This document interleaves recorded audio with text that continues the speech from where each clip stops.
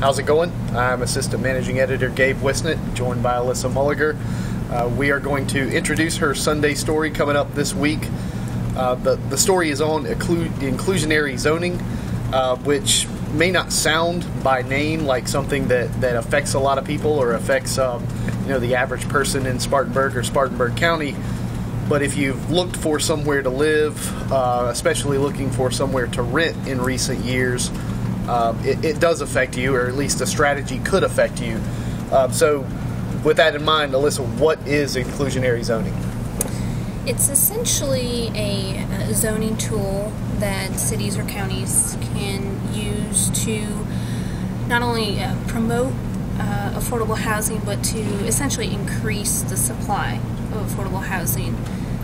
Cities and counties can develop these policies for inclusionary zoning that require developers to include a certain percentage of their units as affordable.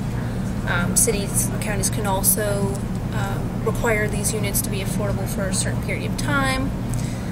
And some of these policies also, as a trade-off, give certain incentives for developers, whether more density for projects, more areas for square footage or height, and also maybe waiving certain permit fees.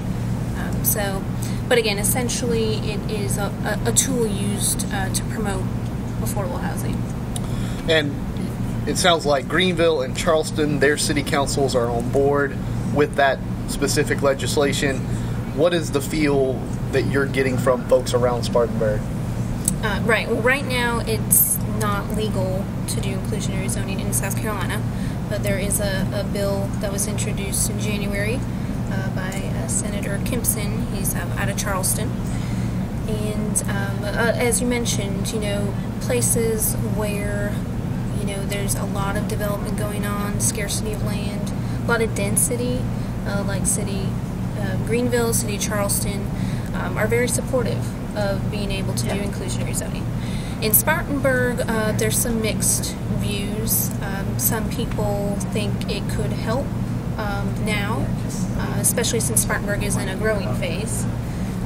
Others feel maybe it's a bit too soon for the city or county to look into something like inclusionary zoning. Gotcha. And moving forward, this is obviously an issue that you'll keep an eye on. What are maybe some factors that you will maybe specifically look at as we explore this issue? Well, the bill I mentioned is in committee right now, so we'll keep an eye on that to see if it moves forward. We'll also keep an eye on, the city of Spartanburg, whether they turn more focus to a tool like this as Spartanburg continues to grow, as we see more residential development downtown as well as spreading out throughout the city. And we'll also keep an eye on whether City Council has a formal discussion about this topic, as well as some other cities already have. Good deal. That'll wrap it up. Be sure to pick up a copy of Sunday's paper and read her story, and look for it online Saturday. Thanks a lot.